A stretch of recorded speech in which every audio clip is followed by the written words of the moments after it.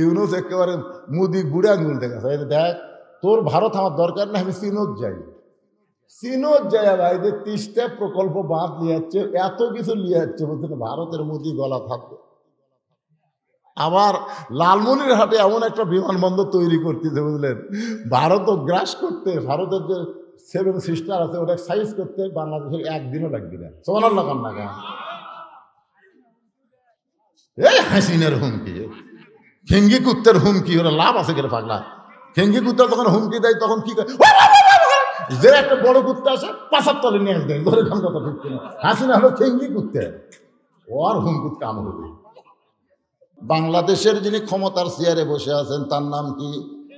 ইউনুস নবীরে খাইল মাছেতে গিলিয়া, ফেরেশতা পাঠাইলেন আল্লাহ ইসমে আজম দিয়া, দমে দমে সে হরদম পড়ে সে ইসমে আজম, মাছেরই উদর হইতে বাঁচাইলা প্রাণ।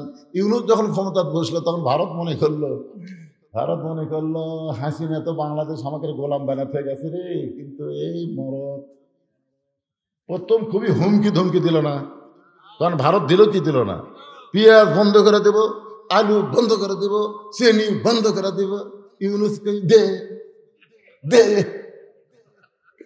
ওরা সব বন্ধ করে দিয়ে ওরা এখন কাঁদতেছে, ভিসা বন্ধ করে দিয়ে ভারতের ব্যবসা হচ্ছে না, কোনো কিছু হচ্ছে না। বাইরে পশ্চিমবঙ্গের লোকেরা মাঝে মধ্যে সব ইউনুস একেবারে মুদি বুড়ে আঙুল দেখাচ্ছে, দেখ তোর ভারত আমার দরকার না, আমি চীনত যাই।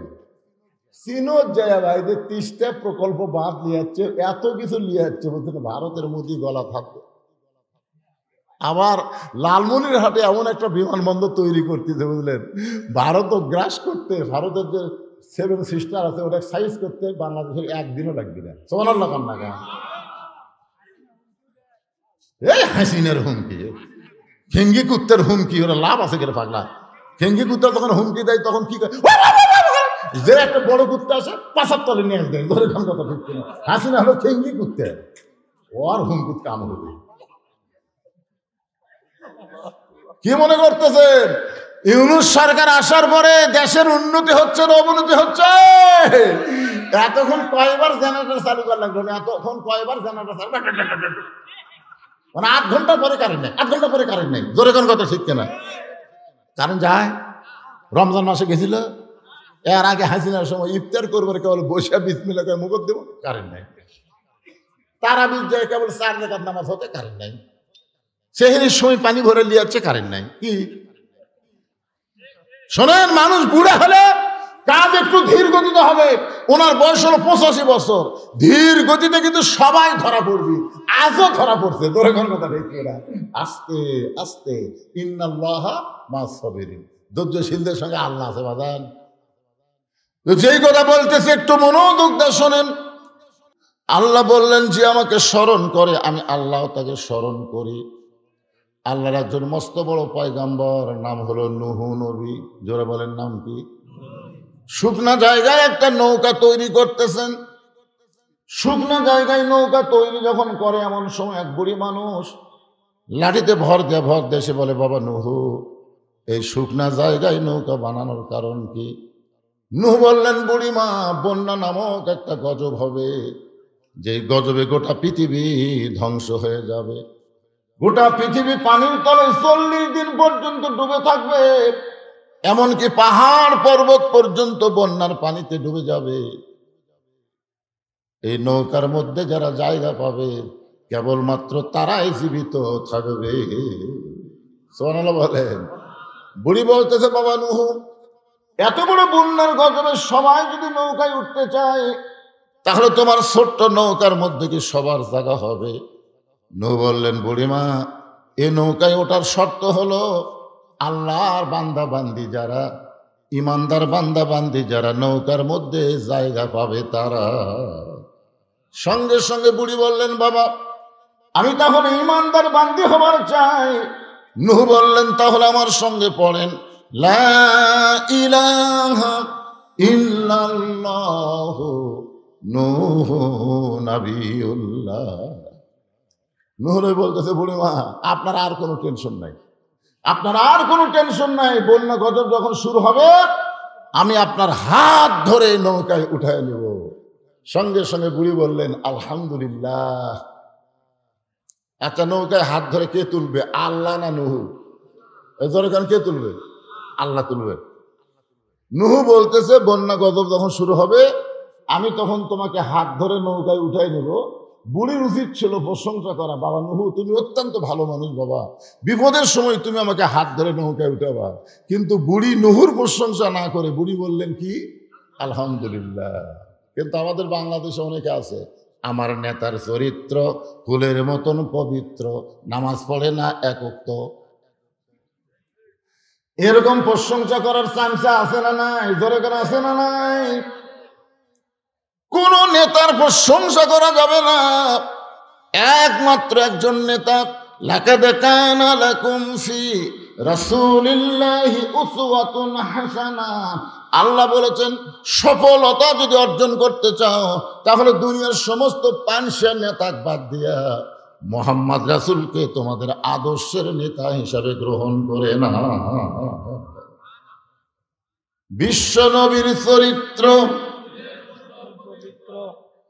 এটা বলতে ম্যান করতেছেন। আল্লাহ কোরআনে বলেছেন ও ইন্নাকা লাআলা খুলুকিন আযীম। আমার নবীর চরিত্র হলো মহান চরিত্র। আল্লাহর আজিম নাম নবীর চরিত্রের মধ্যে ঢুকাই দিয়েছেন। এই জন্য যেই বলবো বিশ্ব নবীর চরিত্র আপনার বলবেন ফুলের চাইতেও পবিত্র। বিশ্ব নবীর চরিত্র এই যে আপনার এখানে বললেন, এখানে অনেক ফেরেশতা আছে। এই ফেরেশতা আল্লাহর কাছে গিয়ে বলতেছে আল্লাহ আল্লাহ 1400 বছর পরে আদমদিকির মাহফিলে তোমার বান্দারা বিশ্ব নবীর চরিত্র ফুলের চাইতে পবিত্র ঘোষণা দিয়েছে। আল্লাহ বলে ফেরেশতা তাদের নামগুলো লিস্টি করে জান্নাতের খাতায় লিখে দাও। আপনি মনে করতেছেন নামাজ দিয়া রোজা দিয়া হজ দিয়া আপনি জান্নাতে যাবেন? সামান্য একটা ওসিলাই আল্লাহ আপনাকে জান্নাত দিবার পারে। জোরে কোন কথা ঠিক কিনা? হ্যাঁ। বুড়ি চলে গেল, এরপরে বন্যা গজব শুরু। গোটা পৃথিবী বন্যার গজবে ডুবে গেল। এমনকি হিমালয় পাহাড় পর্যন্ত বন্যার নিচে 40 দিন থাকলো। এক সময় আল্লাহ তাআলা পানি কমে দিল। নূহ নবীর নৌকা যদি পর্বতের কিনারায় ভেঙে গেল। আল্লাহ ডাক দেওয়া নূহ খবর কি? নূহ বলতেছে নৌকার মধ্যে যারা জীবিত আছে তারা, নৌকার বাহিরে যারা ধ্বংস হয়েছে তারা। কথা তো ঠিকই বলছে, নৌকার ভিতরে যারা জীবিত আছে তারা, নৌকার বাহিরে যারা ধ্বংস হয়েছে তারা। আল্লাহ বলে নূহ বুড়িটার খবর কি? নূহ বলতেছে আল্লাহ আমার মনই নেই। চিন্তা করছেন, একটা বিপদে পড়লে একটা নবী পর্যন্ত ভুলে যায়। আর কতগুলা পাগলা কয় হুজুর আমার কোনো টেনশন নাই, আমি পীর ধরছি হুজুর, আমি পীর ধরছি। পীর ধরছো?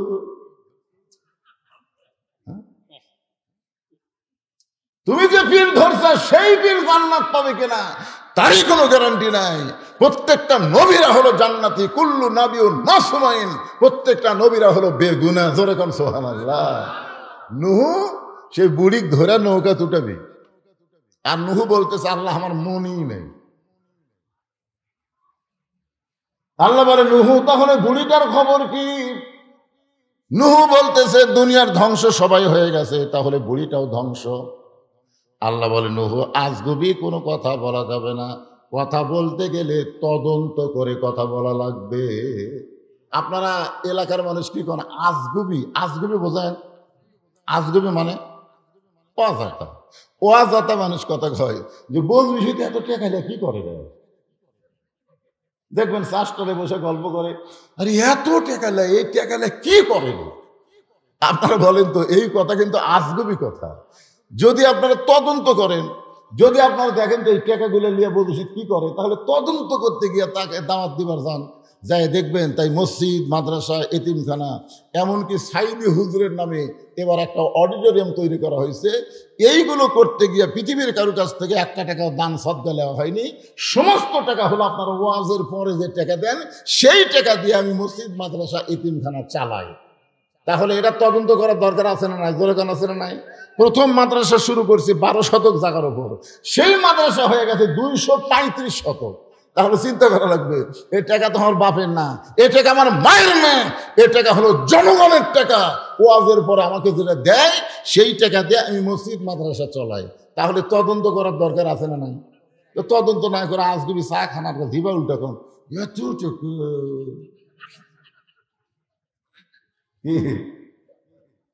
আল্লাহ বলেন নূহ, আজগুবি কোনো কথা বললে তদন্ত করে কথা বলতে হবে।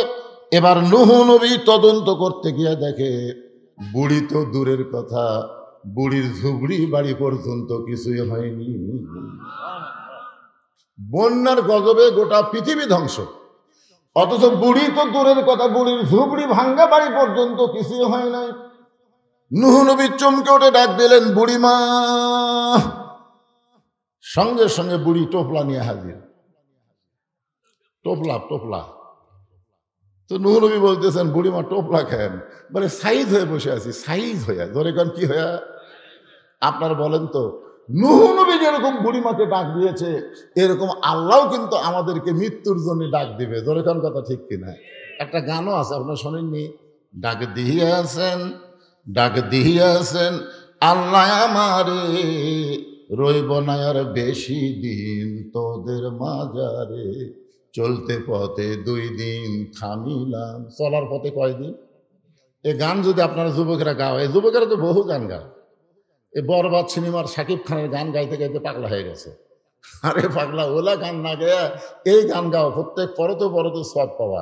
তাহলে আমার সঙ্গে বলো, ডাক দিয়াছেন দয়াল আমারে, রইব না আর বেশি দিন তোদের মাজারে, চলতে পথে 2 দিন থামিলাম, যাবার কালে একজন আরো দেখা না পাইলাম, ও আমার সাদের মালা যায় রে ছিঁড়ে, রইব না আর বেশি দিন তোদের মাজারে। এই গানটা আমি খেয়াল করে দেখলাম, হাসিনা যখন পলে যাচ্ছিল। আপনারা দেখছেন হাসিনা পলানোর একটা ভিডিও দেখছেন? হাসিনা তার বোন শেখ রেহানা লিয়া যখন পলাচ্ছে, ওই সময় আমি ভিডিওটা খুব খেয়াল করে দেখলাম। হাসিনার বোন শেখ রেহানা নিচের দিকে তাকে হাঁটতেছে, মাটির দিকে তাকে হাঁটতেছে, আর হাসিনা খালি এইরকম। তখন হাসিনার মনের মধ্যে একটা গান হতো, চলতে পথে 2 দিন থামিলাম, যাবার কালে এক সামসারও দেখা না পাইলাম। হাই রে হাসিনার সামসারে, আপনাদের আদম দিকের গাবড়া কুটি রে, গাবড়া, এ গাবড়া কুটি, হাই রে গাবড়া রে, এই গাবড়া আমাকে আদম দিকে ওয়াজ করবার দেয়নি। ধরে গেল কথা। আমি এখন আদম দিক দিয়ে গাড়ি নিয়ে যাই, আর কে রে গাবলা, একটা চামচাও নেই। হাসিনা খালি চারিদিকে তাকার চোখের পানি বের করে বলে, যাবার কালে এক চামচারও দেখা না পাইলাম। কি মনে করতেছেন ভাইজান? বুড়ি বলতেছে, রেডি হয়ে টোপলা টাপলি গোছায় বসে আছি, তুমি যখন আমাকে ডাক দিবা, বন্যা গজব থেকে বাঁচানোর জন্য নৌকায় ধরে তুলবা, আমার যেন বের হতে দেরি না হয়। আল্লাহ বলেছেন, লা তামুতুন্না ইল্লা ওয়া আনতুম মুসলিমুন, মুসলমান না হয়ে তোমরা কেউ মরিও না। তাহলে কোন সময় আমাদের মৃত্যু হবে আমরা কেউ বলতে পারি না। বলবার যদি না পারি, তাহলে সব সময় আমাদের সাইজ হয়ে থাকার দরকার আছে না নাই? নূহ নবী গালত হাত দিয়ে কান্দার বলে, বুড়িমা, বন্যা গজব শেষ, বন্যা গজব শেষ, গোটা পৃথিবী ধ্বংস হয়ে গেছে, অথচ আপনার বাড়িরও কিছু হয়নি, আপনারও কিছু হয়নি। বুড়িমা, আপনি এমন কি আমল করেন যে আমল করার কারণে আল্লাহ আপনার বাড়ি এবং আপনাকে হেফাজত করলো? বুড়ি বলতেছে, বাবা তোমার মনে নাই, তুমি যখন আমাকে বলছিলে হাত ধরে নৌকায় উঠাবা, তখন আমি জানি ইমানদার যারা ইমান গ্রহণ করেছে তাদের একটাই বিশ্বাস, দুনিয়ার সবাই সবাইকে ভুলতে পারে, কিন্তু আল্লাহ কোনোদিন তাকে ভুলবে। তাহলে আমরা জিকির করবো কার? এরপরে আল্লাহ বললেন, অশকুরুনি ওয়ালা তাকফুরুন, শুকুর গুজার করতে হবে আল্লাহর। যারা আল্লাহর শুকুর গুজার করবে না, আল্লাহর শুকুর গুজার না করলে কুফরি হয়ে যাবে। জোরে কোন ঠিক কিনা? এখন আপনারা বিশ্বাস করেন। এরপরে আল্লাহ বলতেছেন, ইয়া আইয়ুহাল্লাযীনা আমানুস্তাঈনু বিস-সাবরি ওয়াস-সালাত ইন্নাল্লাহা মা'আস-সাবিরিন। এই ইমানদার বান্দারা, এই পিছনে যারা দাঁড়িয়ে আছো তোমরা কি ইমানদার না? এখানে আল্লাহ বলতেছেন ইয়া আইয়ুহাল্লাযীনা আমানু। খুব খেয়াল করেন, আপনারা যারা বসে আছেন এবং যারা দাঁড়িয়ে আছেন সবাইকে আমি বলবো, অনুরোধ করে বলতেছি, বসেন বসেন, জায়গা আছে তো, বসেন।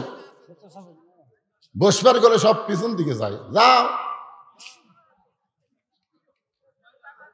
ইমানদারকে লক্ষ্য করে আল্লাহ বলতেছেন, যারা আমাকে বিশ্বাস স্থাপন করেছো, আমি আল্লাহর কাছে যদি তোমরা কিছু পাবার চাও তাহলে এমনি এমনি চাইলে হবে না, দুইটা মাধ্যম লাগবে, একটা হলো ধৈর্য আর একটা হলো নামাজ। তাহলে আমাদের ধৈর্য কম না বেশি? কম। 15.5 বছর হাসিনা ইচ্ছা মতো আমাকে চলাছে, আমরা কিন্তু ধৈর্য ধারণ করে বলছি তোর বিচার আল্লাহ করবি রে, তোর বিচার আল্লাহ করবি রে, কর্ণে কর্ণে। এটা কি কম ধৈর্য নাকি? ইন্নাল্লাহা মা'আস-সাবিরিন, ধৈর্যশীলদের সঙ্গে কি আছে? আরো জোরে বলেন। আজকে এখানে ধৈর্য নিয়ে বসেন, ধৈর্য নিয়ে বসেন, দেখেন আল্লাহ আপনাকে কেমনে সাথে থাকে। কোরআনের আয়াত দিয়ে আমি আপনাদের দেখাই দেব। এখন প্রথম কথা হলো, আল্লাহ ইমানদারকে লক্ষ্য করলেন, আমরা সবাই ইমানদার। সাহাবীরা জিজ্ঞাসা করলেন, ইয়া রাসূলুল্লাহ মা হুয়াল ঈমান? ঈমান সম্পর্কে আমরা জানতে চাই। আল্লাহ রাসূল বললেন, ইকরার বিল লিসান, তাসদীক বিল জানান, আমল বিল আরকান। এরই নাম হলো ঈমান। জবানে বলতে হবে লা ইলাহা ইল্লাল্লাহ, খালি জবানে বললে হবে না। এরপরে বলা হচ্ছে তাসদীক বিল জানান, কলিজার মধ্যে ঈমান। আচ্ছা, কলিজার মধ্যে যখন ঈমান থাকে তখন সেই মানুষটার চরিত্র কেমন হয়? আমি একটা দৃষ্টান্ত দিব, মনোযোগ দিয়ে শোনা লাগবে। এটা কিন্তু 1000 বছর আগেকার কথা না, 100 বছর আগেকার কথা না, এটা হাসিনার সময়ের কথা, বেশি আগের কথা না। লোকটার নাম হলো মীর কাসিম আলী। লোকটার নাম কি? মীর কাসিম আলী। উকিলের নাম হলো তাজুল ইসলাম। উকিল সাহেব এসে বলতেছে, স্যার আজকে রাত 12টায় আপনার ফাঁসি হবে। তাসদীক বিল জানান মানে কলিজার মধ্যে ঈমান থাকবে, সেই লোকটার চাল চরিত্র কেমন হয় একটু খেয়াল করেন। বলতেছে, স্যার আজকে রাত 12টায় আপনার ফাঁসি হবে। তো মীর কাসিম আলী বলতেছে, উকিল সাহেব এখন কয়টা বাজে? তো বলতেছে, এখন বাজে রাত 9:30। তখন বলতেছে, আলহামদুলিল্লাহ আলহামদুলিল্লাহ, এখনো 2.5 ঘন্টা আছে। আপনারা বলেন তো, 2.5 ঘন্টা পর যার ফাঁসি হবে সে আলহামদুলিল্লাহ কবে? তার ঈমান তাকে বোঝা দিচ্ছে যে দুনিয়াতে আসা থাকার জন্য না, দুনিয়াতে আসলে যাওয়া লাগবে। তাসদীক বিল জানান যখন কলিজার মধ্যে অর্জন হবে, সেই লোকটা দুনিয়ার পাগল হবে না, সেই লোকটা আল্লাহর পাগল হবে। জোরে কোন কথা ঠিক কি না? বলতেছে 2.5 ঘন্টা পর আমার ফাঁসি হবে, খামাখা 2.5 ঘন্টা চেতন থেকে লাভ কি? আমি 2 ঘন্টা ঘুম পাড়ি, 2 ঘন্টা ঘুম পাড়ি। উকিল সাহেব, যদি আমি চেতন না পাই তাহলে তুমি আমাকে চেতন করো।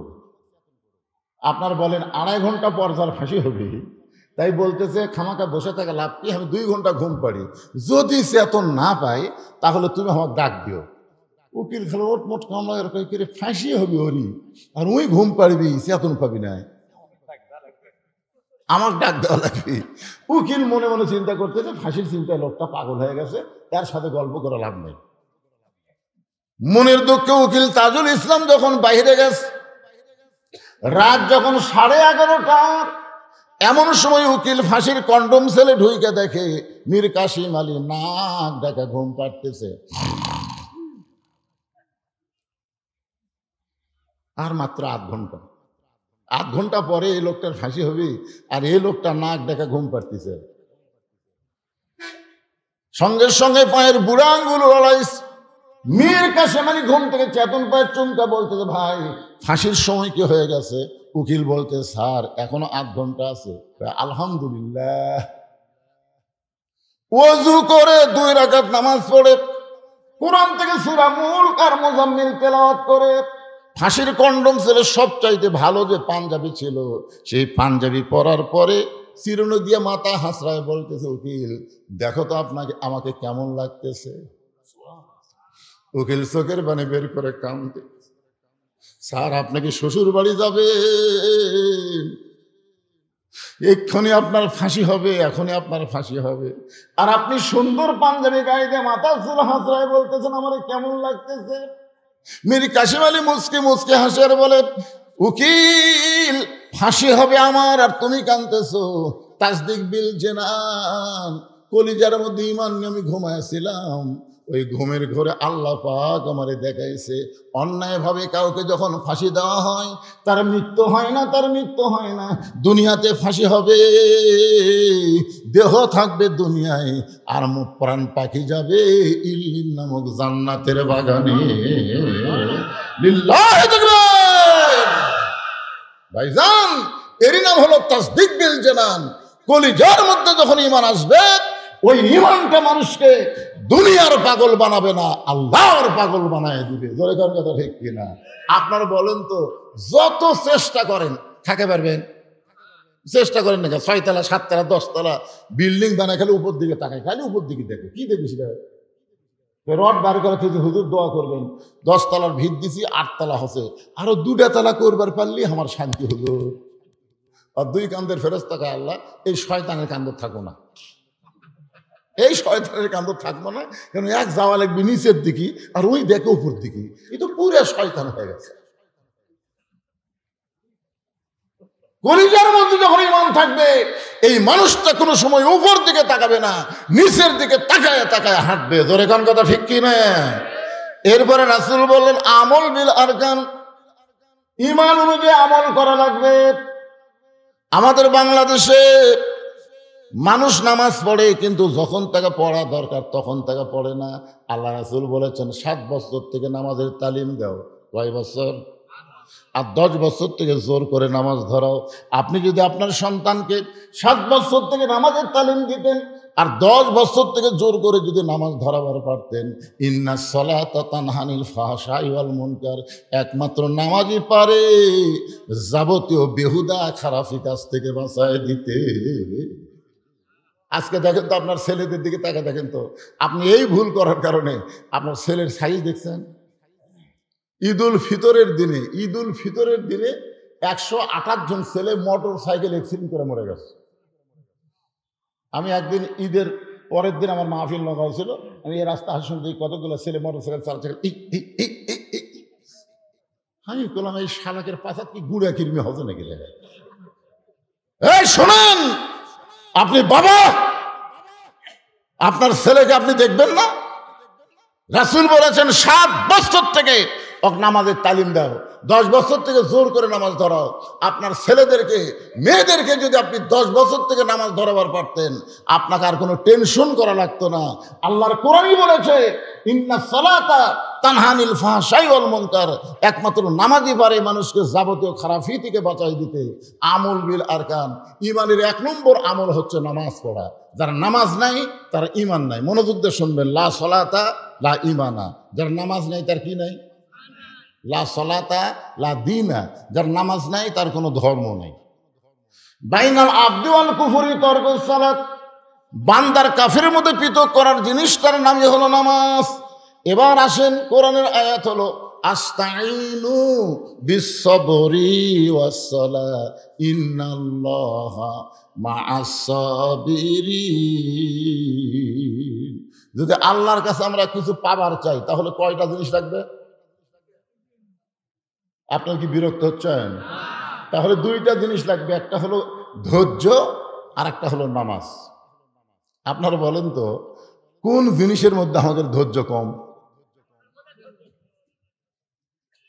দেখবেন যে ঘন্টার পর ঘন্টা চা খাচ্ছে, একবারে ঘড়ি দেখে না। আর মসজিদের মধ্যে ঢোকার পরে 5 মিনিট পরে জামাত হবে, ওই 5 মিনিটের মধ্যে ওই 5 বার ঘড়ি দেখবে। পারব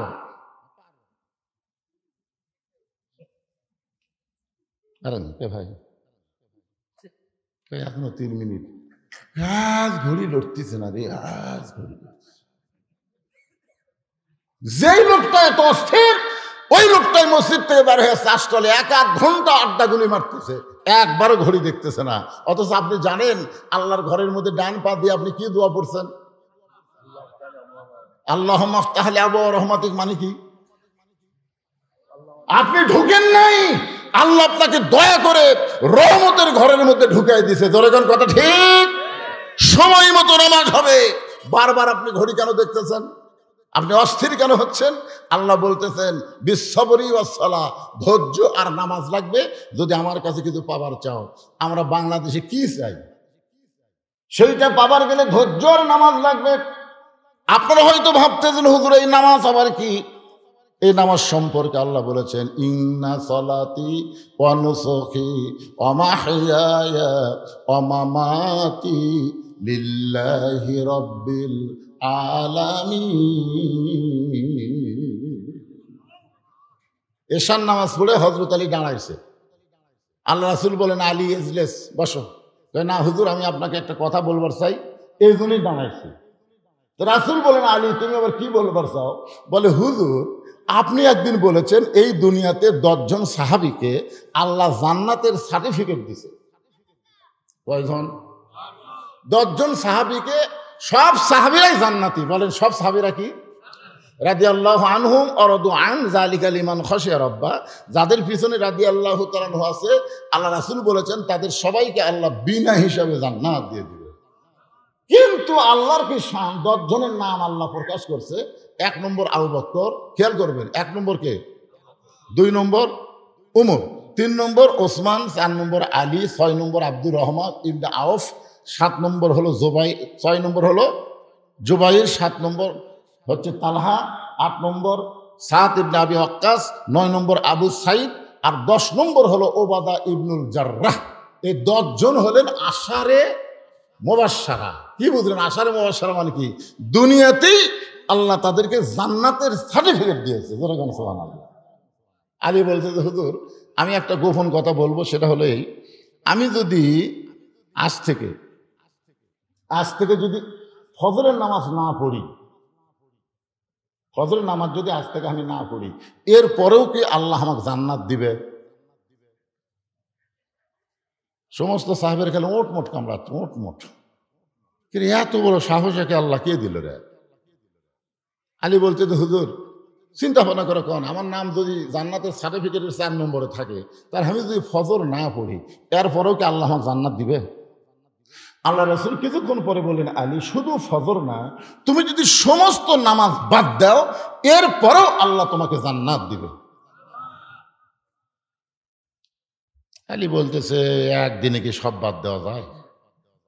এতদিনের অভ্যাস, একদিনে সব বাদ দেওয়া যায় না। তো ওই ফজরের নামাজ পড়তে আমার একটু বিরক্ত লাগে। আরামের ঘুম ভাঙ্গে সালাতে খায়রুন নাম শোনার সাথে আমার বিরক্ত লাগে। এই জন্যে আজ থেকে আমি আর ফজর পড়বো না। আল্লাহ রাসূল বললেন ঠিক আছে, না পড়লেও আল্লাহ তোমাকে জান্নাত দিবে।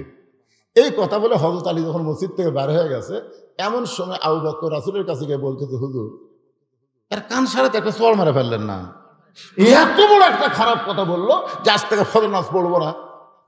রাসূল বলেন আবু বকর তোমার কানটা আমার মুখের কাছে দাও, আমি আসল কথা বলি। আবু বকর রাদিয়াল্লাহু যখন নবীর মুখের কাছে কান দিয়েছে, নবী ফিসফিস করে বলতেছে নামাজ যদি জান্নাতের জন্য হয় তাহলে আলী নামাজ বাদ দিবে, আর নামাজ যদি আল্লাহর জন্য হয় আমি রাসূল বলতেছি গোটা দুনিয়া বাদ গেলেও আলী এক ওয়াক্ত নামাজ বাদ দিবে না। এখন তুমি বলো আবু বকর নামাজ কি জান্নাতের জন্য না আল্লাহর জন্য? তো বলতেছে আল্লাহর জন্য। তা আলী কি বলছে? নামাজ না পড়লে যদি জান্নাতে যাওয়া যায় পড়বো না। হযরত আলী তাড়াতাড়ি বাড়ির দরজায় গিয়ে ডাক দিলেন হাসান হোসেনের মা, রে নবীর মেয়ে ফাতেমা। সঙ্গে সঙ্গে ফাতেমা দরজা খুলে চমকে গিয়ে বলতেছে আসসালামু আলাইকুম। আলী বলতেছে আমার মনে নাই রে। কি মনে নাই কন্ত? আল্লাহ রাসূল বলেছেন যে তোমরা পুরুষ মানুষ কোন জায়গা থেকে যখন আসবে বাড়িতে এসে সর্বোত্তম তোমরা সালাম দিবে, আসসালামু আলাইকুম ইয়া আহলাল বাইত। সালাম দেওয়ার সঙ্গে সঙ্গে ওই বাড়ির উপরে আল্লাহর অবারিত রহমত বর্ষণ হবে। তাহলে সুবহানাল্লাহ করে হবে না? আপনারা কি দরজার সালাম দেন? যে স্বামী স্ত্রীর মধ্যে সালামের আদান প্রদান আছে ওই স্বামী স্ত্রীর কোনোদিন তালাক হবে না। যে স্বামী বউরে সালাম দেয়, বউ স্বামীরে সালাম দেয়, ওই স্বামীর বাপ মায়ের বিরুদ্ধে কোনোদিন বউ কথা বলবে না, কোনোদিন কথা বলবে না। তো আমাদের সালাম কালাম নাই, তাহলে বউ খালি কানের মধ্যে বীজ ঢুকে দেয়, তোমার মা ভালো না, তোমার বাপ ভালো না। কি আজ থেকে সালাম দেওয়া শুরু করবেন। ফাতেমা বলতেছে আসসালামু আলাইকুম, আলী বলতেছে আর মনে নেই। ফাতেমা বলতেছে সারা জীবন আপনি দরজা দেশে আমাকে সালাম দেন, আর আজকে সালাম বাদ দেওয়ার কারণ কি?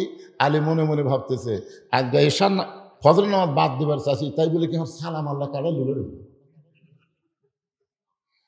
হযরত আলী ফাতেমাকে বুকের মধ্যে নিয়ে বলে, ফাতেমা আজকে আমাকে যেন ফজরের আজান শোনার পরে ডাক দিও না। হযরত বেলাল যখন আজান দিবে ওই আজান শুনে যেন আমাকে ডাক দিও না।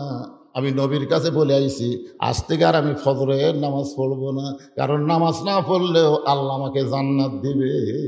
ফাতেমা মুস্কি মুস্কি হাসতেছে, কারণ ফাতেমা হযরত আলীকে চিনে, প্রত্যেকটা বিবি তার স্বামীকে চিনে। জোরে কান চিনি কি চিনে না? আমি কত বড় হুজুর এটা আপনারা কেউ বলতে পারবেন না, এটা জানে হলো আমার বউ। আমি বইয়ের হাতে 500 টাকা দিয়ে বললাম, তুমি খালি একবার আমাকে হুজুর করতে দেখি, তোমার মুখে হুজুর শুনতে কেমন লাগে? আমার বউ মুসকে মুসকে হাসে আর কয়, জনগণ আপনাকে চিনি না তাই হুজুর। কিন্তু আমি আপনাকে চিনি, হুজুর হওয়া এত সহজ নয়। তাহলে আমাকে সবচাইতে যিনি বেশি চিনে তিনি কে? জোরে বলেন না কেন তিনি কে? তিনি আমার বউ।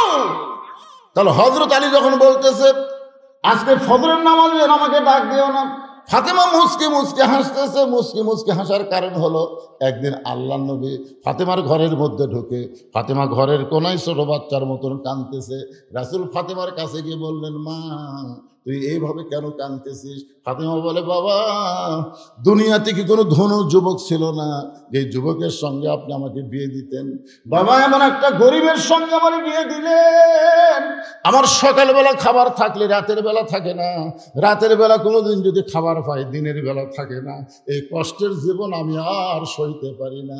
সঙ্গে সঙ্গে রাসূল বললেন, ফাতেমা তুই কি জানিস মা, আমি সত্যিই দুনিয়ার যুবকদের সঙ্গে তোকে বিয়ে দিবার চাইছিলাম, কিন্তু ধনী যুবক কাছে আসার পরেও আল্লাহ তাআলা আলীর ব্যাপারে ঘটকালি করেছে। এখন বল ফাতেমা, আল্লাহ যদি আলীর ব্যাপারে ঘটকালি করে তাহলে আমি নবী কি করব? সঙ্গে সঙ্গে ফাতেমা বলতেছে, বাবা আল্লাহ যদি আলীর ব্যাপারে ঘটকালি করে থাকে তাহলে শত কষ্টের মধ্যেও আর আমি কষ্ট পাবো না। রাসূল বলেছে, ফাতেমা তোর একটা কথা বলি। বলে কি কথা? হলো যে আল্লাহর পরে কাউকে যদি সেজদা দেওয়ার হুকুম থাকতো তাহলে প্রত্যেকটা বিবিকে বলতাম স্বামীর পায়ে সেজদা করো। ফাতেমা আল্লাহর পরে আলী হচ্ছে তোমার কাছে সব চাইতে দামি। বলে কোন সুবহানাল্লাহ। সেদিন থেকে ফাতেমা বুঝবার পারছে তার স্বামী সাধারণ কোনো মানুষ নয়। বলে ঠিক আছে, ফজর নামাজ যখন পড়বেন না তাহলে আপনাকে আদর করে আমি ঘুমাই দেই। এতদিন বালিশের উপর মাথা দিয়ে হযরত আলী ঘুমাইছে, আর সেই রাত্রে ফাতেমা উরাতটাকে বালিশ বানায় দিয়ে স্বামীর চুলের মধ্যে হাত দিয়ে বিলকি কাটতেছে। এক সময় হযরত আলী ঘুমায় গেছে। হযরত আলী যেই মাত্র ঘুমাইছে, ঘুমের মধ্যে যখন অচেতন, কিছুক্ষণ পরেই হযরত আলী ঘুম থেকে লাফ দিয়ে উঠছে। ফাতেমা বলতেছে, স্বামী গো আপনি না কইলেন ফজরের নামাজ পড়বো না, আজান দিলেও যেন ঘুম থেকে ডাক না দেয়, তাহলে আপনি কেমনে চেতন পাইলেন? আলী বলতেছেন, ফাতেমা ফজরের নামাজ না হয় পড়বো না, কিন্তু তাই বলে তাহাজ্জুদের নামাজ আমি ছাড়বো না। লিল্লাহি তাকবীর। আল্লাহ রাসূল বলেছেন 5 ওয়াক্ত নামাজ হলো ইবাদত। মনোযোগ দিয়ে শোনেন, আস্তাইনু বিস-সাবরি ওয়াস-সালাহ, ধৈর্যের নামাজ। মনোযোগ দিয়ে শোনেন, 5 ওয়াক্ত নামাজ হলো ইবাদত আর তাহাজ্জুদের নামাজ হলো মহব্বত। সাহাবারা জিজ্ঞাসা করলেন, হুজুর মহব্বত আর ইবাদত এই দুইটার মধ্যে তফাৎ কি? এদিকে চিল্লাচিল্লি কে করে? বাচ্চা কাচ্চারা। ওই পার কি মেয়ে মানুষ আছে? যে বাচ্চারা চিল্লাচিল্লি করতেছে ওই বাচ্চারা হলো সিজার করা। যখন কি করা? সিজার করা বাচ্চারা অস্থির হয়। কারণ নর্মালি বাচ্চা হলে সেই বাচ্চা অস্থির হয় না। কি জন্য হয় না? কারণ তো মানে জন্মের সময়ই তার জন্ম হয়, যখন জন্মের সময় সে জন্ম নেই, কিন্তু যখনই সিজার করবি পেট কাটা দেখে আর ঘুমই ভাঙিনি। ডাক্তারে কয় 2 দিন পরে এমনি জন্ম হতো রে, এখন পেট কাটলাম কি হলো? তখন আর এক ডাক্তার কয় পেটের মধ্যে বাইর করে একটা ঘুরেন দাও। তখন ছোট বাচ্চাকে পেটের মধ্যে বাইর করে পা ধরে এইরকম একটা ঘুরেন দেয়, বুঝছেন, চেতন করার জন্য। ওই ঘুমের ঘরে করে এই যে একটা কিওর মারে, ওই কারণে ওর মাথার ব্রেনটা কি হয় অস্থির হয়ে যায়। আর অস্থির হওয়ার কারণে দুনিয়াতে মোবাইল ছাড়া ভাত খায় না, মোবাইল ছাড়া ওর কান্না বন্ধ হয় না। ধরে কোন কথা ঠিক কিনা? এই সিজার করা গুলো চিল্লাচ্ছে, সিজার করা। এই স্টেজের উপর যে কয়টা আমরা বসে আছি আমরা সবাই হলাম নর্মাল, আমরা কিন্তু সিজার না। আমার দাদি আমাকে বলছে, ভাই তোর মায়ের পেট থেকে বাইর করে দেয়, তোর মাথা লম্বা হয়ে গেছিল রে, পরে তোর মাথা থাবড়ে থাবড়ে আমরা গোল করছি, দেখছেন? কি বলবো প্রসবের কথা, মা বিনে সেই ব্যথা কেউ তো বুঝিবে না।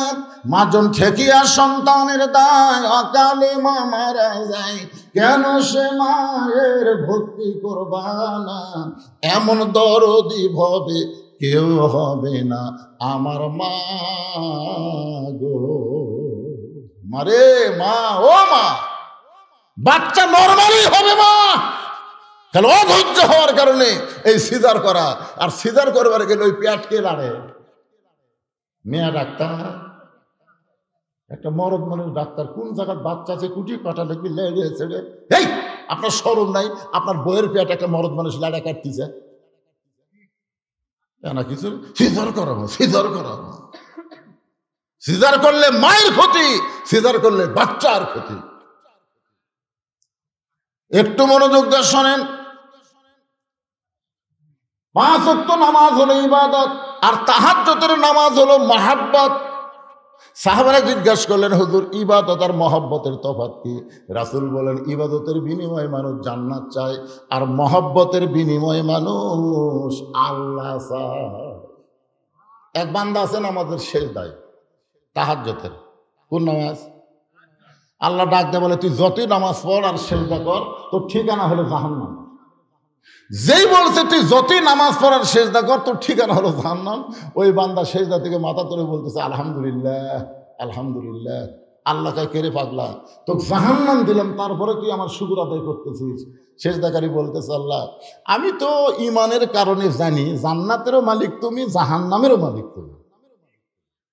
তুমি জাহান্নাম বানায়, সেই জাহান্নাম যদি আমাকে দাও, আমার আপত্তি করে কোনো লাভ আছে? তুমি আমাকে জাহান্নাম দিবে, আলহামদুলিল্লাহ। তাও তো আমি বলতে পারবো আমার জায়গা আছে রে, আমি তাও বলতে পারবো আল্লাহর জাহান্নামে আমার জায়গা আছে। তুমি যদি বলতে জাহান্নামে নাই, জান্নাতে নাই, তাহলে যাবো কোথায়? আল্লাহ বলে, পাগল জাহান্নামে গেলে তুই পড়ে যাবি, তোর কষ্ট হবে। পাগল বলতেছে, আমার জাতির পিতা হযরত ইব্রাহিম নমরুদের চুলা যখন জ্বলাইছিল আগুনে ফেলে দেওয়ার জন্য, আপনি আগুনের চুলাকে শান্তির বাগান কেন বানাইছেন? আল্লাহ বলে, ইব্রাহিমের কলিজায় আমার মহব্বত ছিল। সেজদাকারী বলে, আল্লাহ তাকায় দেখো, আমার কলিজায় তোমার মহব্বত, তুমি আমার জাহান্নাম দিলে কি হবে? আমি জাহান্নামেও তোমাকে সঙ্গে করে রওনা দিব। আল্লাহ বলে, পাগল রে, আমার মহব্বত নিয়ে কেউ যদি জাহান্নামেও যায়, আমি জাহান্নামকেও জান্নাত বানায়া দিব। হযরত আলী ওযু করে তাহাজ্জুদের নামাজ আদায় করলেন। তাহাজ্জুদের নামাজ আদায় করার কিছুক্ষণ পরে হযরত বেলাল যখন আযান দেয়, আল্লাহ রাসূল বলেছেন, দুনিয়ার মুয়াজ্জিন আযান দিলে আযান মুসল্লির কান পর্যন্ত পৌঁছে, কিন্তু আমার বেলাল যখন আযান দেয়, ওই আযান আল্লাহর আরশ পর্যন্ত পৌঁছে যায়। সাহাবীরা বললেন, হুজুর হযরত বেলালের আযানের মাহাত্ম্য এত বেশি কেন? আল্লাহ রাসূল বললেন, সাহাবীরা তোমরা তো তখন কেউ ছিল না, মাত্র 6 নম্বর সাহাবীর নাম হলো বেলাল। মাত্র কয় নম্বর? 6 নম্বর সাহাবীর নাম হলো বেলাল। এই বেলাল যখন ঈমান গ্রহণ করছে, শুধুমাত্র ঈমান গ্রহণ করার অপরাধে বেলালকে সারা দিন ওরা মারছে। শুধু মারে নাই, বুকে পাথর চাপা দিয়ে রাখছে। এরপরও বেলাল যখন আল্লাহ ছাড়ে নাই, মুখের ভিতর হাত দিয়ে জিহ্বা টেনে বের করে ওই জিহ্বার মধ্যে কাফিররা পেরেক ঢুকাই দিছে। এই একদিক দিয়ে পেরেক ঢুকাই আর এক দিক দিয়ে বার করে দিছে। এরপরও বেলাল আমার আল্লাহকে ছাড়ে নাই। আবু বকর বেলালকে মুক্ত করে নবীর কাছে যখন নিয়ে আসে, নবী বেলালের জিহ্বা দেখে অনেক দূর পর্যন্ত বার হয়ে গেছে। রাসূল নিজের হাত দিয়ে বেলালের জিহ্বার কাঁটাগুলো বের করে জিহ্বার আগায় একটা চুমু দিলেন, সঙ্গে সঙ্গে জিহ্বা পূর্বের আকারে মুখের মধ্যে ঢুকে গেলেন। রাসূল বেলালের কপালে চুমু দিয়ে বললেন, বেলাল তুমি কি চাও? বেলাল বলে, ইয়া রাসূলুল্লাহ, আস্তে আস্তে আল্লাহ বলার কারণে আমাকে এত মারছে, একদিন সময় সুযোগ মতো আমি সে আল্লাহকে সবার কাছে পৌঁছায় দিবার চাই। রাসূল বলে, সাহাবীরা, এই জন্য বেলাল যখন আযান দেয় শুধু দুনিয়ার কোন মুসলমানের কানে না, আল্লাহর আরশ পর্যন্ত বেলালের আযান পৌঁছে যায়। জোরে বলেন সুবহানাল্লাহ। সেই হযরত বেলাল যখন বলতেছে আসসালাতু খায়রুম মিনান নাওম, সঙ্গে সঙ্গে হযরত আলী হাব্বা জাব্বা পাগড়ি পরে বাড়ির থেকে বের হচ্ছে। ফাতেমার সামনে দাঁড়ায় বলতেছে, আপনি না আমার বাবার কাছে কয়ে আসছেন ফজর নামাজ পড়বেন না, আপনি আমার কাছে আসাই বললেন যে ফজর নামাজ পড়বো না, নবীর কাছে কয়ে আসছি, এখন আবার এরকম সাইজ হয়ে কোথায় যাবেন? আলী বলতেছে, ফাতেমা আমি বলেছি ফজরের নামাজ পড়বো না, তাই বলি কি নামাজ পড়া দেখা যাবে না? আমি এতদিন ভিতরে ঢুকে নামাজ পড়েছি, আজকে বাইরে থেকে দেখব কিভাবে নবীর সাহাবীরা নামাজ পড়ে, আমি একটু পড়া দেখবার চাই। ফাতেমা দেখলো স্বামীর সাথে তর্ক করে লাভ নাই, কারণ রাসূল বলেছেন আনা মাদিনাতুল ইলমে ওয়া আলী ও বাবুহা। ফাতেমা শোনো, আমি নবীর যত এলেম আছে সমস্ত এলেম একে একে হযরত আলীর ভিতরে আল্লাহ দিয়ে দিচ্ছে। যেরকম সুবহানাল্লাহ, আমি হচ্ছে এলেমের শহর, আলী হচ্ছে তার দরওয়াজা। তখন হযরত আলী ফজরের নামাজ দেখার জন্য বাইরে ঘুরতেছেন। সমস্ত সাহাবীরা মসজিদ নববীর মধ্যে ঢুকে নামাজ শুরু করে দিয়েছে। হযরত আলী বাহির থেকে দেখতে দেখতে হঠাৎ দেখতে পাই বারান্দায় আবু যর গিফারি ফজরের 2 রাকাত সুন্নত নামাজ পড়তেছে। আল্লাহর বান্দা হযরত আলীর সবচাইতে নিকটতম বন্ধুর নাম কি? হ্যাঁ, এটা খেয়াল করবেন। আবু যর গিফারি হচ্ছেন সবচাইতে আপন নিকটতম বন্ধু। যখন ফাতেমা দুনিয়া থেকে বিদায় নিল, আবু যর গিফারিকে কিন্তু কবর খোঁড়ার কথা বলেছিল। তোর কোন কথা ঠিক কিনা? ফাতেমা একটা শর্ত দিয়েছিল যে আমি পর্দানিশি, আমার কবর যেন দুনিয়ার কোনো খবর মানুষ না জানে, তবে আপনার একান্ত বন্ধু যদি থাকে তারা একটু বলবেন, সে যেন গোপনে কবর খনন করে দেবে। আবু যর গিফারি ফাতেমার কবর খনন করে দিয়েছে। সে আবু যর গিফারি মসজিদে নববীর বারান্দায় ফজরের সুন্নত পড়তেছে। হয়তো তাকায় দেখে, তাকায় দেখা মানে কি, এই 2 চোখ দিয়ে একটা চোখ বন্ধ করে দেখে, ইয়ানজুরু বিনুরিল্লাহ ইত্তাকু ফিরাসাতাল মুমিনিনা ফাইন্নাহু ইয়ানজুরু বিনুরিল্লাহ। চোখ বন্ধ করে দেখে হযরত আবু যর গিফারি শুধু নামাজ পড়তেছে না, নামাজের ভিতর দিয়ে আল্লাহর সাথে নিজের কলিজার মহব্বতকে একাকার করে দিচ্ছে। যখন সেজদায় গেছে, ওয়াসজুদ ওয়াক্তারিব, সেজদা হচ্ছে বান্দাকে আল্লাহর নিকটে পৌঁছায় দেয়। যেরকম সুবহানাল্লাহ। তো ওইটা দেখার পরে আর হযরত আলী বাইরে থাকতে পারে? দেখবার পাচ্ছে যে, আমরা দেখবার পাই না তো। কানার ভাগ্যে ধন মিলে না, সামনে পড়ে আছে সোনা, কানা দেখতে পায় না, মাটি মনে করে ফাইলা দেয়, হাতে তুলে নেয় না। কানার ভাগ্যে ধন মিলে না। যৌবন বয়সে কানা এক ওয়াক্ত নামাজ পড়েনি, বুড়া বয়সে মসজিদে যায়, যখন হয় সামনা ভিড়, আল্লাহর সাথে দেয় মিল। কি সারা জীবন ঘুষের চাকরি করছে, চাকরি যখন রিটায়ার হচ্ছে তখন আল্লাহর কাছে কান দিচ্ছে আর বলতেছে, আল্লাহ আমি আর জীবনে ঘুষ খাবো না, আল্লাহ আমি আর ঘুষ খাবো না, আল্লাহ আমি আর ঘুষ খাবো। 2 কান্দের ফেরেশতাকে, আল্লাহ এর কান্দ থোড়া থাকে কি লাগবে? যতদিন ঘুষের চাকরি করছে ততদিন তওবা করেনি, এখন চাকরি গেছে আর তওবা করতেছে। যৌবন বয়সে শয়তানের কাম করে বুড়া বয়সে মসজিদে যায়, মসজিদে আর বসবার পারে না, সিয়ার যায়। কি মসজিদে নামাজ পড়লে 27 গুণ সওয়াব হবে, 27 গুণ সওয়াব হবে। কিভাবে নামাজ পড়লে? কোন মসজিদে যে আপনি নামাজ পড়লে 27 গুণ সওয়াব হবে, এই 27 গুণ সওয়াব কিভাবে হবে? জামাতে নামাজ পড়লে। জোরে কান কি করে জামাত পড়লে? জোরে কান কিভাবে নামাজ পড়লে? আর জামাতে নামাজ পড়বার গেলে পায়ের গোড়ালির সঙ্গে গোড়ালি মিল করে কাতার সোজা করে দাঁড়াতে হবে। জোরে কান কথা ঠিক কি না? হ্যাঁ, 2 চেয়ার কাতারের মধ্যে বসে গেছে, 2 চেয়ার। চেয়ার আলার পাও কোনটি, তোমার পাও কোনটি? সামনে কাতার ফাঁকা থুয়া পিছনে কাতার যদি পুরা করে সামনে কাতার মাকরু হয়ে যায়, তাহলে দুটা চেয়ার থাকা মানে কাতার ফাঁকা। তাহলে আপনাকে দায়িত্ব কি? 4 জন মানুষ ওই চেয়ারের 4টা পাও কান্দত দিয়ে অকসহ, ফেলা দেওয়ার দরকার নেই, অকসহ কান্দত 4 জন নেবেন, 4 জন 4 পাও ধরে কান্দত করে বারান্দাত লিয়ে সব থুয়ে দিবেন। যে আমরা ইয়ের কি মারবে আসিনি, আমরা 27 গুণ সোয়া বলি বেড়াচ্ছি রে, তোর কারণে আমাকে জামাত দেখা হলি, পায়ের গোড়ার সঙ্গে গোড়া লাগবে, পড়বার যদি চাস বারান্দাত পড়, ভিতরে লয়। কথা কন না কেন ভাইজান, কথা কন না কেন? যৌবন বয়স থেকেও ব্যক্তি যদি নামাজ পড়তো, বুড়া বয়সে আল্লাহ তাকে পেনশন দিয়ে দিত। পেনশন বুঝেন? যে লোকটা 60 বছর সরকারি চাকরি করে, বুড়া বয়সে তাকে চাকরি করা লাগে, বসে থেকে পেনশন খায়। তো 60 বছর পর্যন্ত 5 ওয়াক্ত নামাজ জামাতে আদায় করছে। এখন যদি জামাতে নামাজ পড়বে না পড়ে অসুস্থ হওয়ার কারণে যেখানেই নামাজ পড়বে আল্লাহ পেনশনের সওয়াব তার আমলনামায় দিয়ে দিবে। দরকার কথা ঠিক না? একটু মনোযোগ দিয়ে শুনবেন। আবু যার গিফারির কাছে হযরত আলী দাঁড়ায়া ফজরের 2 রাকাত সুন্নত নামাজ আদায় করছে। সুন্নত নামাজ আদায় করেছে, আলী সালাম ফেলাইছে। আবু যার গিফারি কোনার ঘুতে দিয়ে বলছে, ভাই এসার সময় কি করলে? তুমি যখন নবীর সামনে বললে আমি তখন তোমার কাছে ছিলাম, তুমি যে বললে আজ থেকে ফজরের নামাজ পড়বো না, তো নবীর কাছে এই কথা বলে তুমি আবার এখন কি করলে? আলী বলতেছে, আমি বলছি ফজরের ফরজ পড়বো না, তাই বলে কি সুন্নত পড়া যাবে না? যেই বলেছে আমি না হয় ফজরের ফরজ পড়বো না, তাই বলে কি সুন্নত পড়া যাবে না? আবু যার গিফারি মুখে আঙ্গুল ঢুকাইছে। এই কারণেই আল্লাহ রাসূল বলেছেন, আমার পরে তোমরা যদি কারো কাছে কিছু পাবার চাও তাহলে আমাকে না পাইলে তোমরা আলীর কাছে যাও। প্রত্যেকটা সাহাবী বিশ্বাস করতেন ইসলামী ভার্সিটির প্রিন্সিপাল হচ্ছেন আল্লাহর নবী, আর ভাইস প্রিন্সিপাল হলো হযরত আলী। ধরে গেল সুবহানাল্লাহ। আপনারা ইসলামের খেলাফতের নিয়মটা দেখবেন। আল্লাহ রাসূল যখন মদিনার রাষ্ট্রপতি ছিল তখন শিক্ষামন্ত্রী ছিলেন হযরত আলী। সুবহানাল্লাহ। ধর্মমন্ত্রী আবু বকর, অর্থমন্ত্রী ওসমান, আইনমন্ত্রী ওমর।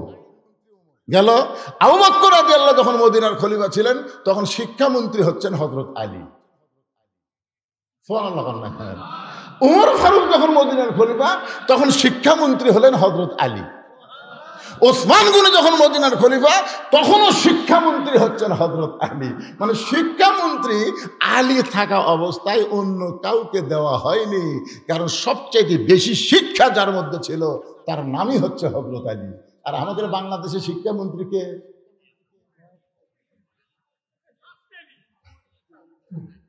এই জন্যই তো আকডম বাগডম ঘোরাডম সাজে ঢাক ঢোলক ঝাঁদর বাঁধে ব্যস্তে ব্যস্তে চললো ঢুলি ঢুলি গেল কমলা ফুলি। এই শালা মিথ্যা শিক্ষা দিয়ে মাস গেলে 50,000 টাকা বেতন গুনে নেয়। আর জালিকাল কিতাবুল আরাইভাবে হুদালিল মুত্তাকিন এই হাফেজি মাদ্রাসা শিক্ষা দিয়ে মাস গেলে কেশিয়ারের দিকে তাকা থাকে। চাচা 30 দিন ইন্নাল্লাহা মা'আস সাবিরিন, ধৈর্যশীলদের সঙ্গে আল্লাহ থাকে। ও তো খাই খাই করো একেবারে। হায় হায় রে, মাস গেলে 10,000 টাকা হাদিয়া দেয়, তাও আবার খাই খাই।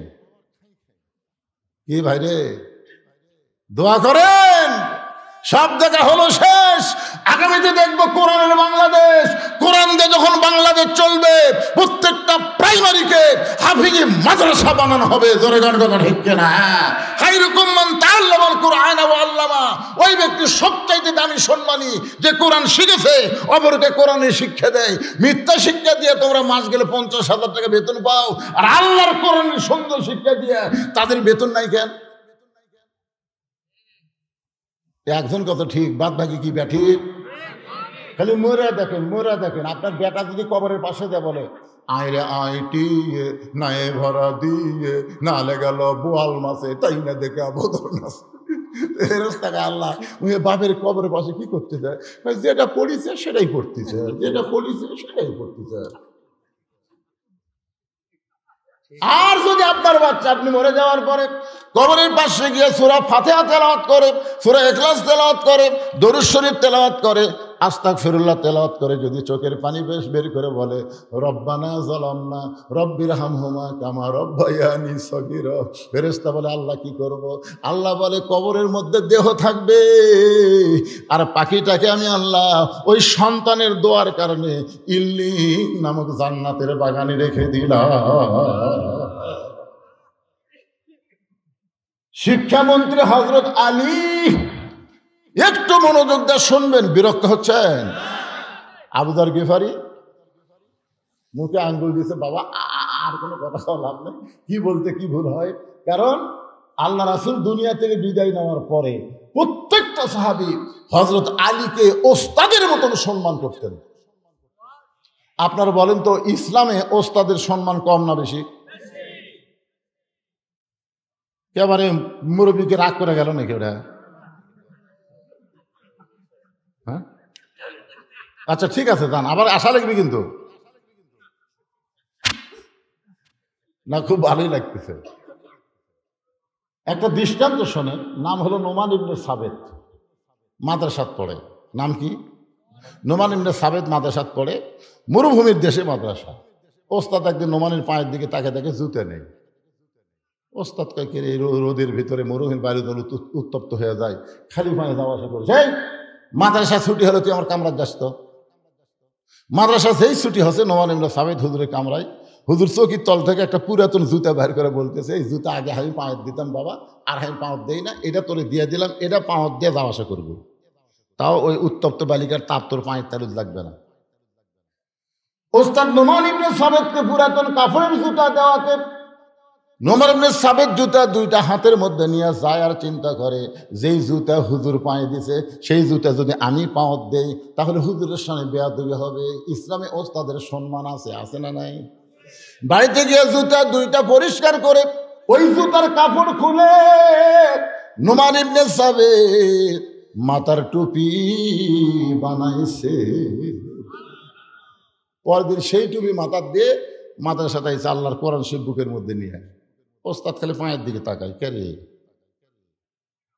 আমার পুরাতন জুতা দেখে তুই ফেলে দিস, আমার পুরাতন জুতা দেখে তুই ঘৃণা করে পাওয়ার দেশ নি। মনে মনে জবান খুলে বলে, নোমান মাদ্রাসা ছুটি হলে তুই আমার কামরাত যাবি। যেই মাদ্রাসা ছুটি হয়েছে নোমান ইবনে সাবেত কামরায়, ঘরের মধ্যে ঢোকার সঙ্গে সঙ্গে চামড়ার চাবুক দিয়ে পিটন শুরু। মারতে মারতে মারতে নোমানের চামড়া কাইটা রক্ত দিয়ে জামা ভিজে যায়। ওস্তাদ এক সময় বলে, বেটা রে, আমার হাতে যদি টাকা থাকতাম তোরে নতুন জুতা আমি কিনে দিতাম, কিন্তু পুরাতন জুতা দিছি বলে তুই জুতা ফাইলা দিয়া ঘৃণা করে জুতা পায়ে দিসনি, এই জন্যই তোকে এত মারতেছি, তুই যে কিছুই বলিস না। নোমান ইবনে সাবেত বলে, হুজুর আপনি শুধু আমার পায়ের দিকে তাকান, একটা বার কি আমার মাথার দিকে আপনি দেখবেন না? ওস্তাদ মাথার দিকে তাকায় দেখে নোমান ইবনে সাবেত ওই জুতার কাপড় দিয়ে টুপি বানাইছে। ওস্তাদ বুকের মধ্যে চাপটে ধরে বলে, বাবার একটা বার যদি আমারে বলতাম যে হুজুর জুতার কাপড় দিয়ে মাথার টুপি বানাইছি, তাহলে তোরে তো এত মারতাম না।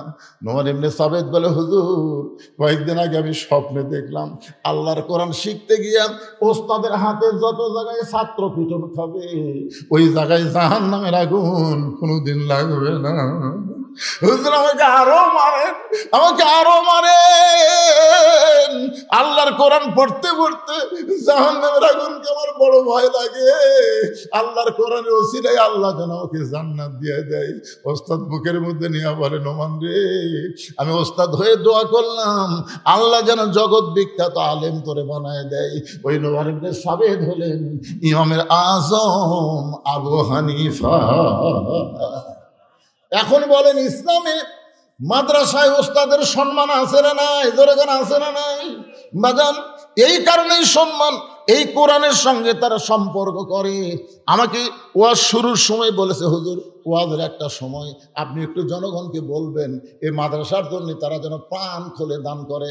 আমি আপনাদের কাছে মাত্র 100টা কোরআন শরীফ চাই মহিলা এবং ছেলে মাদ্রাসার জন্য। 100টা কোরআন শরীফ আপনারা দান করবেন বাবা। যাদের বাপ মা কবরে গেছে, যাদের দাদা দাদি কবরে গেছে, নিজেও কবরে যাবেন। পৃথিবীর শ্রেষ্ঠ দান হলো নবীর মাদ্রাসায় একটা কোরআন শরীফ মাত্র 500 টাকা। আপনি 500 টাকা দিবেন, আল্লাহর নবীর মাদ্রাসায় একটা কোরআন দান করার সওয়াব আল্লাহ আপনাকে দিয়ে দিবে। কত টাকা কত হালে কত দিকে চলে গেছে। পৃথিবীর শ্রেষ্ঠ দান হলো একটা কোরআন। যদি আপনি বলেন হুজুর আমি 2টা কোরআন দেব, তাহলে 1000 টাকা দিবেন। বাপমার রোহের মাগফিরাতে যদি মনে করেন 4টা দিব, 2000 টাকা দিবেন। না পারলে একটা কোরআন শরীফ বাবদ মাত্র 500 টাকা। পৃথিবীর শ্রেষ্ঠ দান নবীর মাদ্রাসা একটা কোরআন বাজান। পকেটে টাকা থাকলে কৃপণতা করেন না। হতে পারে জীবনের শেষ দান, হতে পারে। এই জন্য একটা কোরআন শরীফ দান করবেন। আপনাদের শ্রেষ্ঠ দান এই মাদ্রাসা একটা কোরআন। ছেলেরা কোরআন শরীফ পড়বে, আপনি কোরআন কিনে এনে দেওয়া লাগবে না, আমার হাতে 500 টাকা দিবেন। 500 টাকা দেওয়া মাত্রই আল্লাহ আপনার আমল নামে একটা কোরআন দানের সব দিয়ে দিবে। এতগুলো মানুষের মধ্যে কি একজনের মন গলতিছে না? হ্যাঁ, লগত বাজান, লগত দেওয়া লাগবে, লগত। হ্যাঁ আচ্ছা, যে কটা পারে তার লগত দেখ, আপনি না কালি দেন, অসুবিধা নেই। এই সাইডে একজন সিয়ারলে বসা দেখবি, অত দূর ঘুরে ঘুরে টেপ একটা করছে, মানে যাত্রার প্যান্ডেল দেখছেন। 100 জন আল্লাহর বান্দা, উঠবেন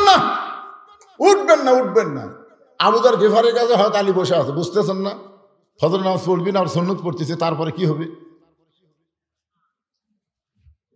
এবারে আমার হাতে তো এখন একটাও এলো না, দোয়া করা লাগতেছে না। এই তো মাশাআল্লাহ। স্টেশন মাস্টার হাবিবুর রহমান কোরআন শরীফ বাবদ সর্বপ্রথম 500 টাকা দান করেছে। আল্লাহ দানকে কবুল করেন। আর একজন আল্লাহর বান্দার নাম কয়নি, হানিফ আবু হানিফার নাম ওয়াজ হচ্ছিল। আল্লাহ হানিফ নামে একজন আল্লাহর বান্দা কোরআন শরীফ বাবদ 500 টাকা দান করেছে। আল্লাহ দানকে কবুল করেন। আর একজন আল্লাহর বান্দা কোরআন শরীফ বাবদ 500 টাকা দান করেছে। উঠবেন না ভাই দান, আপনারা দেখেন, দেখাও সব রে, উঠবেন কেন? এতক্ষণ ওয়াজ করলাম, একজনও লড়াচড়া করেননি। একটু দেখেন তো, 100টা কোরআন শরীফ দেয় কিনা। আমার মা বোনদের কাছে যাবেন, দেখবেন মা এরা খালি খুশি হয়ে দান করবে। আল্লাহ তোমার একজন বান্দা কোরআন শরীফ বাবদ 500 টাকা দান করেছে, আল্লাহ দানকে কবুল করেন। আর একজন কোরআন শরীফ বাবদ এবার 400 দিল, 100 নাই।